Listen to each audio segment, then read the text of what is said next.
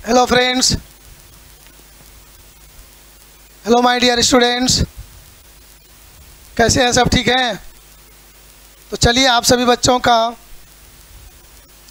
Concept of physics classes में जुड़कर live class करने के लिए बहुत बहुत स्वागत। आप सभी बच्चों का हार्दिक स्वागत।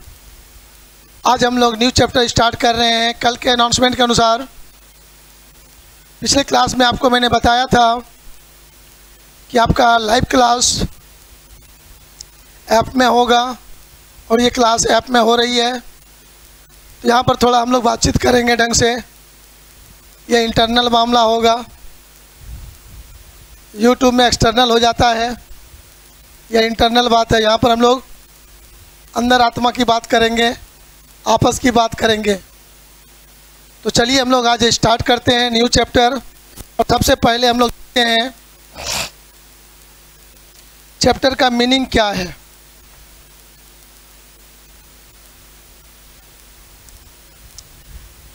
हमारा जो है 12th क्लास का चैप्टर नंबर आपका 6 है और इसका नाम है electro magnetic induction. Electromagnetic induction topic का नाम है। शुद्ध हिंदी में कहते हैं इसको विद्युत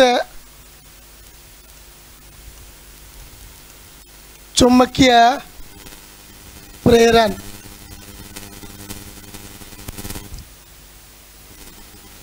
तो यहाँ पर सबसे पहला चीज़ हमको सीखना क्या है, इस चैप्टर के अंदर क्या क्या बातें होने को है। विद्युत चुंबकीय प्रेरण, इलेक्ट्रोमैग्नेटिक इंडक्शन, हम लोगों का बच्चे क्लास के आधार पर पढ़ा हुआ थ्योरी था कि डायनेमो किस सिद्धांत पे काम करता है। तो डायनेमो का प्रिंसिपल जो होता है यही है इलेक्ट्रोमैग्नेटिक इंडक्शन। ऑब्जेक्टिव क्वेश्चन पूछता है और यहाँ भी आपको पूछेगा ऑब्जेक्टिव क्वेश्चन में कि जनरेटर डायनेमो किस सिद्धांत पे काम करता है। तो हमारा जवाब होगा इलेक्ट्रोमैग्नेटिक इंडक्शन। इलेक्ट्रोमैग्नेटिक इंडक्शन को शॉर्ट में हम लोग कहीं कहीं लिखेंगे EMI। क्या लिखेंगे? EM। शॉर्ट में ये भी लिखा हुआ मिलेगा कहीं, इलेक्ट्रोमैग्नेटिक इंडक्शन EMI। ये है क्या सर? यहाँ पर है कि किसी मैग्नेटिक फील्ड में एक क्वाइल को रखते हैं। मैग्नेटिक फील्ड कैसे समझें हम लोग ये समझेंगे कि अपना घर में एक दीवार को मैग्नेट का नॉर्थ पोल मान लीजिए और उसके सामने वाले दीवार को मान लीजिए साउथ पोल। तो उसके बीच में जो फील्ड तैयार होता है वही हुआ मैग्नेटिक फील्ड। उस मैग्नेटिक फील्ड में कोई क्वाइल ले लीजिए और उस क्वाइल को घुमाइए तेजी से। तो जैसे क्वाइल को घुमाएंगे आप तो वहाँ पर मैग्नेटिक फ्लक्स में चेंज होगा। इसका मतलब हमको यहाँ पर समझना है एक शब्द मैग्नेटिक फ्लक्स। चुंबकीय फ्लक्स यह एक शब्द समझना है। चुंबकीय फ्लक्स, इसको हम लोग फाई से डिनोट करेंगे। इस चुंबकीय फ्लक्स, मैग्नेटिक फ्लक्स को समझना है। तो कहता है जैसे कॉइल को घुमाते हैं तो मैग्नेटिक फ्लक्स में चेंज होता है और मैग्नेटिक फ्लक्स में चेंज होने से उस कॉइल में विद्युत वाहक बल प्रेरित होता है।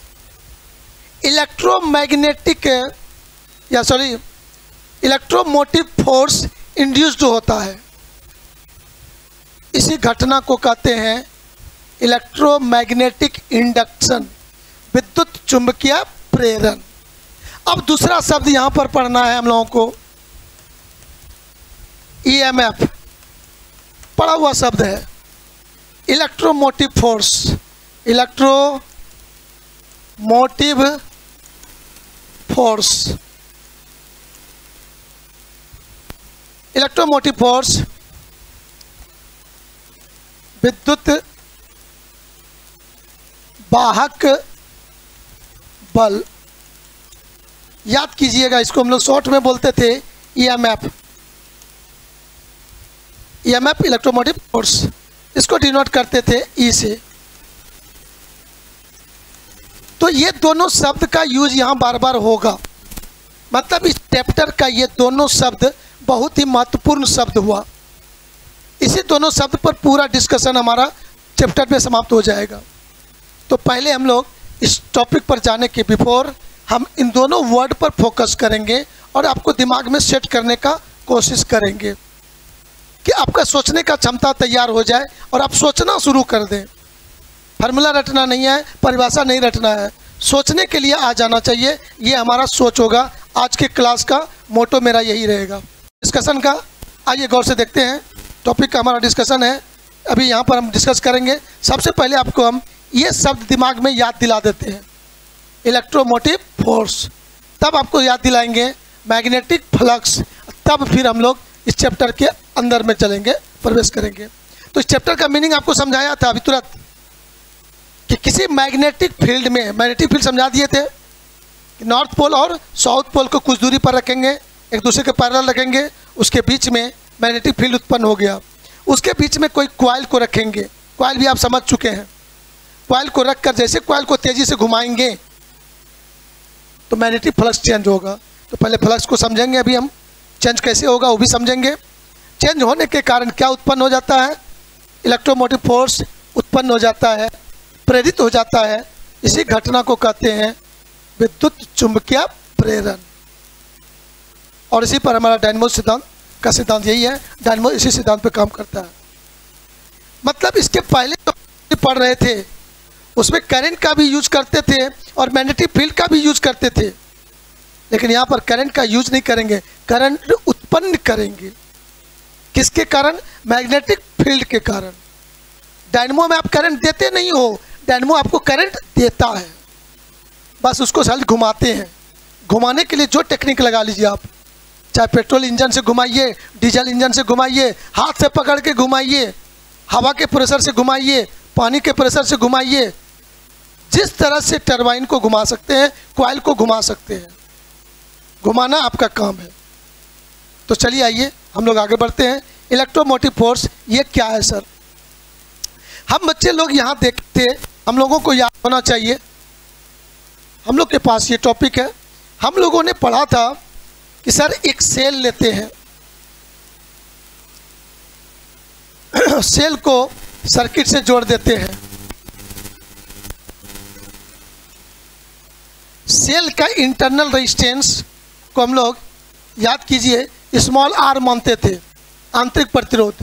तार जो जोड़ते थे उसको बाह्य प्रतिरोध बोलते थे। सेल में इलेक्ट्रॉन को माइनस से प्लस तक आने में कुछ कार्य करना पड़ता था। यहाँ पर कार्य मान लेते हैं W1। और इस परिपथ में, इस परिपथ का नाम यदि ए भी मैं मान लूँ, ए भी मान लूँ, इस परिपथ में चार्ज को फ्लो कराने में कार्य मान लेंगे W2। तो यही जो है EMF जो होता है E, यही होता है W1 प्लस W2। ये एकदम ठेठ भाषा में समझिए आप। यूनिट चार्ज को ध्यान से सुनना है, चार्ज क्या ये सोचना है आपको। Unit charge 1 coulomb, unit charge मतलब प्लस 1 कूलम चार्ज को पूरे सर्किट में फ्लो कराने में जितना कार्य करना पड़ता है वही कार्य कहलाता है विद्युत वाहक बल, इलेक्ट्रोमोटिव फोर्स। तो वह एक एनर्जी है, ये कोई फोर्स नहीं है। इलेक्ट्रोमोटिव फोर्स नहीं है, वो क्या है, एनर्जी है। अब हम लोग को कैलकुलेट करना है W1 कितना होगा और W2 कितना होगा। बाहरी परिपथ में जो रेजिस्टेंस है इसको कहते हैं हम लोग एक्सटर्नल रेजिस्टेंस। क्या बोलते हैं इसको, एक्सटर्नल रेजिस्टेंस बोलते हैं, बाह्य प्रतिरोध बोलते हैं इसको एक्सटर्नल रेजिस्टेंस। वायर का जो रेजिस्टेंस है एक्सटर्नल रेजिस्टेंस, और सेल के अंदर जो रेजिस्टेंस होगा उसको कहेंगे इंटरनल रेजिस्टेंस कहेंगे, इंटरनल रेजिस्टेंस इसको बोलेंगे, आंतरिक प्रतिरोध बोलेंगे। तो सेल के अंदर यूनिट चार्ज को फ्लो कराने में कुछ वर्क होगा और सेल बाहर पूरे परिपथ में यूनिट चार्ज को फ्लो कराने में वर्क होगा। उसी वर्क को हम लोग कहेंगे यहाँ पर, टोटल वर्क को कहेंगे इलेक्ट्रोमोटिव फोर्स, ईएमएफ इसको बोलेंगे। और इसी ईएमएफ का वैल्यू आपको निकाला गया था, ध्यान दीजिएगा, V plus I into small r। अब ये सेल इस सर्किट में करंट फ्लो करता है, I मान लो, तो ये पूरा करंट I फ्लो होगा, इस तरह से होते हुए आएगा और सेल के अंदर इस तरह से हो जाएगा। तो इंटरनल रेजिस्टेंस स्मॉल r है, तो सेल के अंदर जो वर्क डन होगा वो हो जाएगा I इंटू स्मॉल r। और सेल के बाहर बाह्य परिपथ में जो वर्क होगा, मतलब W1 इक्वल टू तुम लोग कहोगे I इंटू R, और W2 जो बोलोगे बाहरी परिपथ में जो वर्क बोलोगे I इंटू बड़ी R। और इन दोनों के बीच टर्मिनल पोटेंशियल डिफरेंस हम लोग तो V मानते हैं, यदि इसको V मानते हैं तो यही V हो जाएगा यहाँ पर I इंटू R। इसीलिए यह E बराबर हो गया V प्लस I R। ये हम लोग पढ़ चुके थे, इलेक्ट्रोमोटिव फोर्स चैप्टर 3 में ही पढ़ चुके हैं। याद दिलाने के पीछे कारण था कि यहाँ पर बार बार इलेक्ट्रोमोटिव फोर्स बोलेंगे। तो ये जो वर्क हो रहा है पूरे परिपथ में, जो यूनिट चार्ज को फ्लो करा रहे हैं, यहाँ पर वर्क हो रहा है। और यह वर्क किस एनर्जी के द्वारा हो रहा है? यहाँ पर प्यारे बच्चों, सेल के अंदर केमिकल एनर्जी है और ये केमिकल एनर्जी पूरा वर्क को कराने में हेल्प करता है।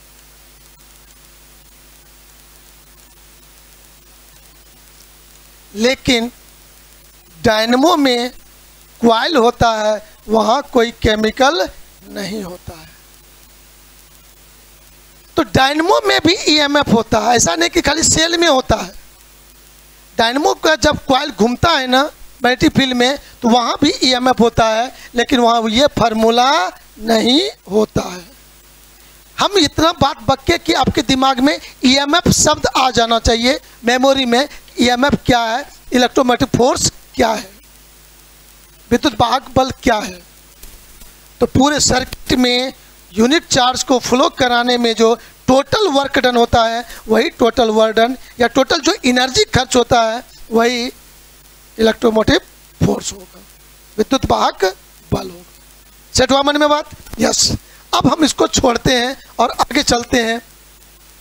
सिमिलरली किसी मैग्नेटिक फील्ड में कॉइल को रखेंगे और कॉइल को रोटेट करेंगे, कॉइल को घुमाएंगे, तो वहाँ भी उस कॉइल में ईएमएफ उत्पन्न हो जाता है। तो वहाँ पर जो ईएमएफ उत्पन्न हो रहा है वह मैग्नेटिक एनर्जी के कारण, किसके कारण? मैग्नेटिक एनर्जी के कारण। और यहाँ जो सेल में बात कर रहे हैं, यह क्या हो रहा है? केमिकल एनर्जी के कारण। वहाँ जो वर्क डन हो रहा है केमिकल एनर्जी के कारण, और वहाँ जो वर्क होगा वो मैग्नेटिक एनर्जी के कारण। तो चलिए हम आप यहाँ से आगे बढ़ते हैं। ईएमएफ का यूनिट क्या बोलेंगे? इस ईएमएफ का यूनिट क्या बोलेंगे? वोल्ट बोलेंगे। क्या बोलेंगे? वोल्ट। ईएमएफ का यूनिट क्या बोलेंगे? वोल्ट। ऐसा यूनिट वोल्ट, या इसको हम लोग बोल सकते हैं जूल पर कूलम। क्या बोल सकते हैं? जूल पर कूलम बोल सकते हैं। इसका डायमेंशन पूछना है तो डायमेंशन क्या बोल देंगे हम लोग? जल्दी बोलिए आप लोग। ईएमएफ का डायमेंशन, यूनिट पूछा गया तो यूनिट बोल दिया मैंने, वोल्ट। वोल्ट किसको माना गया? जूल पर कूलम को। डायमेंशन क्या होगा? Work by charge. डायमेंशन सोचना है, कहाँ सोचिएगा? Work by charge. तो वर्क का यूनिट जूल, चार्ज का यूनिट कूलम। तो वर्क बाय चार्ज, वर्क का डायमेंशन ml2t-2, चार्ज का डायमेंशन it। तो माय डियर बच्चों, आपका डायमेंशन हो गया यहाँ पर ml2t-3 I-1। तो ये हुआ इलेक्ट्रोमोटिव फोर्स, राइट। अब यदि सेल में इलेक्ट्रोमोटिव फोर्स है, ईएमएफ है सेल में, अब वायर जोड़ते हैं तो करंट फ्लो हो रहा है, नहीं तो नहीं होगा। उसी प्रकार सिमिलरली डायनमो में कॉइल को जब घुमाते हैं तब ईएमएफ उत्पन्न होता है, कॉइल का घूमना बंद हो जाएगा, ईएमएफ जीरो हो जाएगा, करंट फ्लो नहीं होगा। Right, yes. अब चलते हैं हम लोग आगे की ओर, एक कदम बढ़ाते हैं। ये था हमारा रफ कैलकुलेशन, दिमाग में सिर्फ याद दिलाना था आपको। अब दूसरा वर्ड आपके पास है मैग्नेटिक फ्लक्स। तो मैग्नेटिक फ्लक्स को भी डायरेक्ट नहीं बोलेंगे, हम बोलते हैं बैक गियर लगा के। आप लोगों ने गॉसेस थ्योरम पढ़ा था, यस ना? बोलो कुछ नहीं, सब खा गए हैं सर। गॉसेस थ्योरम में होता था इलेक्ट्रिक फ्लक्स। क्या होता था वहां पर? Electric flux. और यहां पर क्या गप होगा? Magnetic flux. जो जो चीज वहां सोचते थे सेम सोच यहां है, बस एक वर्ड का अंतर है। वहां इलेक्ट्रिक फील्ड, यहाँ मैग्नेटिक फील्ड। वहां इलेक्ट्रिक फील्ड लाइंस, यहाँ मैग्नेटिक फील्ड लाइंस। अब जैसे हम लोग विचार करें, यहां पर नॉर्थ पोल ले लें किसी मैग्नेट का, और इसके सामने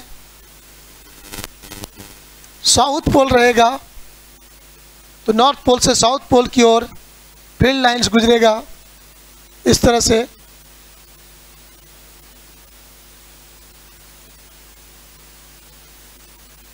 यहां जो मैग्नेटिक फील्ड हुआ, इसको कहेंगे हम लोग यूनिफॉर्म मैग्नेटिक फील्ड। एक समान चुंबकीय क्षेत्र, एक समान चुंबकीय क्षेत्र यहां बनेगा। तो एक समान चुंबकीय क्षेत्र जो बना, किसी भी पॉइंट पर मैग्नेटिक फील्ड का स्ट्रेंथ क्या होगा? वेक्टर बी बोलते हैं हम लोग यहाँ पर। और याद करो, गॉसेस थ्योरम का थ्योरी पढ़ते समय आपको याद होगा, वहाँ पर दो को प्लेट लेते थे, प्लस वाला और माइनस वाला। ये पॉजिटिव चार्ज प्लस क्यू लेते थे, माइनस चार्ज माइनस क्यू लेते थे। इसके बीच में यूनिफॉर्म इलेक्ट्रिक फील्ड बनता था, और किसी भी पॉइंट पर इलेक्ट्रिक फील्ड इंटेंसिटी क्या मानते थे? ई मानते थे। इसमें किसी सतह को रख देते थे, इसमें किसी सतह का कल्पना कर देते थे। इस सतह से गुजरने वाले इलेक्ट्रिक फील्ड लाइंस की संख्या को इलेक्ट्रिक फ्लक्स कहा जाता था। सिमिलरली यहाँ पर भी कोई सतह का मैं कल्पना करूँगा, यहाँ पर भी यदि एक सतह का मैं कल्पना कर रहा हूँ,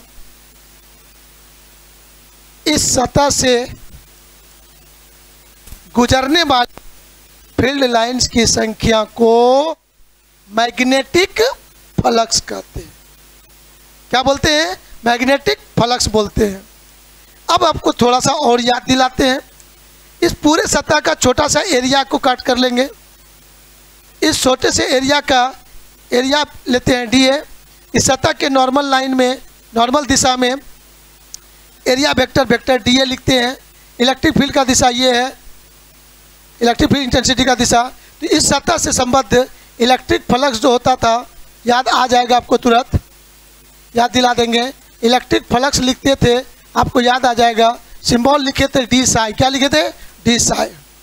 और ये इलेक्ट्रिक फ्लक्स लिखे थे vector E dot vector D ए, vector E dot vector D ए लिखते थे। तो डी साई बराबर आता था तुम्हारा E D A cos theta लेते थे।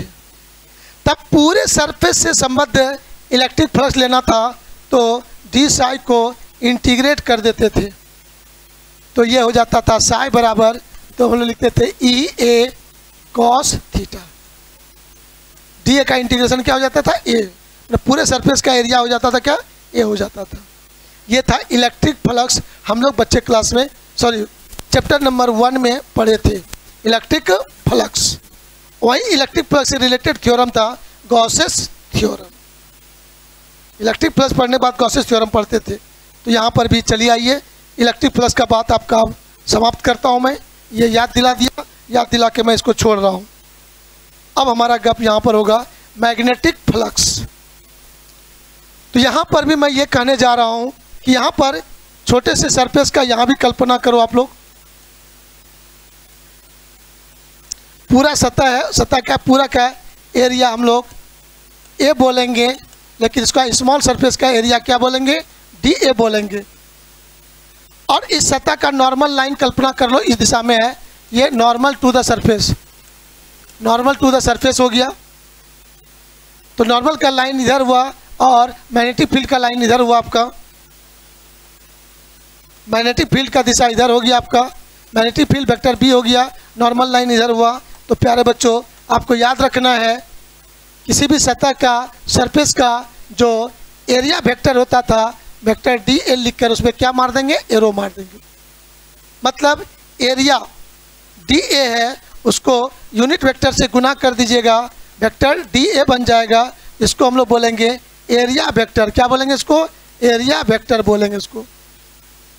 एरिया वेक्टर ये हुआ।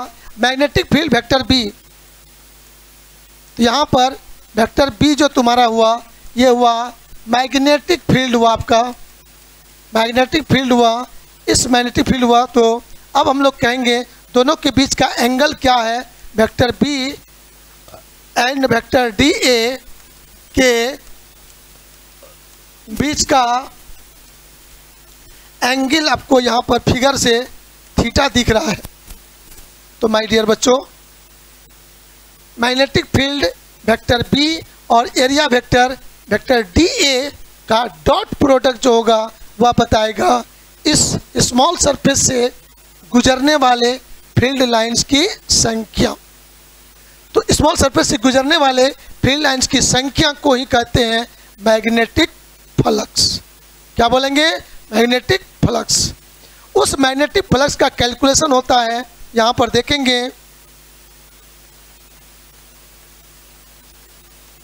Number of field lines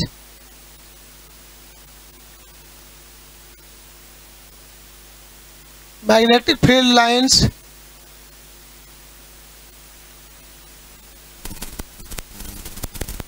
passes through the surface is known as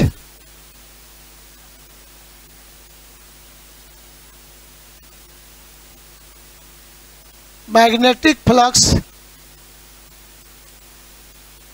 It is denoted by phi. इसको किसे डिनोट करेंगे, फाई से। तो यहाँ पर इसको हम लोग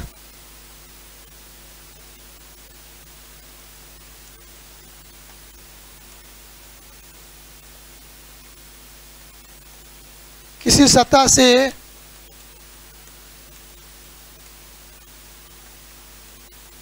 गुजरने वाले चुंबकीय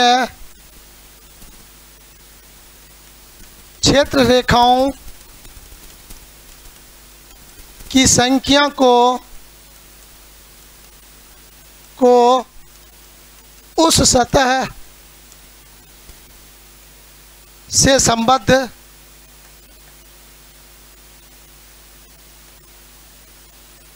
चुंबकीय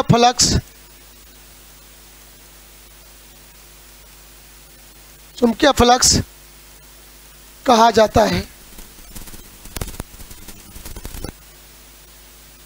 ये चुंबकीय फ्लक्स फाई बराबर क्या होगा, तो यहाँ पर चुंबकीय फ्लक्स का जो कैलकुलेशन करेंगे हम लोग, यहाँ पर चुंबकीय फ्लक्स का कैलकुलेशन के लिए हमारे पास जो कंसेप्ट होगा यहाँ पर देखते हैं। मैग्नेटिक फ्लक्स को फाई से डिनोट करेंगे, स्मॉल सरफेस ये मैग्नेटिक फ्लक्स डी फाई लिखेंगे, ये हो जाएगा vector B dot vector D A. इसको इंग्लिश में बोलेंगे तो हम लोग ये कहेंगे dot product of magnetic field and area vector is known as magnetic flux. Magnetic field और एरिया वेक्टर के डॉट प्रोडक्ट को या डॉट प्रोडक्ट के द्वारा नंबर ऑफ फील्ड लाइन जो गुजरता है उसी को निकाला जाता है और उसी को हम लोग कहते हैं मैग्नेटिक फ्लक्स। तो यहाँ पर इस तरह से लिखेंगे तो ये हमारा हो जाएगा D phi equal to B D A cos theta हो जाएगा। अब आएगा total magnetic flux. Total magnetic flux यदि पूछा जाए तो माय डियर बच्चों फाई बराबर इंटीग्रेशन ऑफ डी फाई कहेंगे, इंटीग्रेशन ऑफ डी फाई करेंगे। तो जैसे इंटीग्रेट करेंगे तो आपको यहाँ पर दिमाग में आ जाना चाहिए बी कॉस थीटा कांस्टेंट रहेगा, यहाँ पर डी ए का इंटीग्रेशन क्या होगा ए, तो हो जाएगा बी ए कॉस थीटा, बी ए कॉस थीटा। कुछ बच्चा कंफ्यूज करता है कि सर कॉस थीटा का इंटीग्रेशन साइन थीटा, लेकिन माय डियर बच्चों यहाँ थीटा वेरिएबल नहीं है, सतह के एरिया को बढ़ा रहे हैं घटा रहे हैं, एरिया वेरिएबल है, जो डायरेक्शन है नॉर्मल का मैग्नेटिक फील्ड का ये तो कांस्टेंट है, घुमाएंगे तब थीटा चेंज होगा, जब तक हम सतह को नहीं घुमा रहे हैं तब तक थीटा हमारा क्या है कांस्टेंट है, जब घुमाएंगे रोटेट करेंगे तब थीटा बदलेगा, तभी थीटा कांस्टेंट है, मैग्नेटिक फील्ड भी कांस्टेंट है, सिर्फ छोटा सतह और बड़ा सतह ले रहे हैं, तो छोटा सतह और बड़ा सतह जब करेंगे तब हमारा एरिया चेंज होगा, तो टोटल एरिया यहाँ पर ए हो जाएगा, स्मॉल एरिया डी ए है, तो मैग्नेटिक प्लस फाइव बराबर हमारा हो गया बी ए कॉस थीटा। अब मैं आपको उसका यूनिट और डायमेंशन का पर विचार कर ले, तब फिर उसके स्पेशल केस पे जाएंगे कि फाई का वैल्यू कब मैक्सिमम होगा और कब मिनिमम होगा, इस बात पर हम लोग फोकस करेंगे, कब जीरो हो जाएगा, इन सब बातों पर चर्चा करेंगे। राइट, आगे बढ़ूँ, एक लाइन आपको ध्यान देना है, गौर से बढ़ूँ आगे। अब यहाँ पर विचार करते हैं एकदम ठंडे ठंडे दिमाग से, विचार करने में हम लोग देखेंगे यहाँ पर SI unit of magnetic flux, तो चूंकि फाई बराबर आपने क्या देखा अभी बी ए कॉस थीटा का क्या है टेस्ला का यूनिट होगा टेस्ला, और एरिया का क्या होगा metre square, cos theta unitless quantity, इसी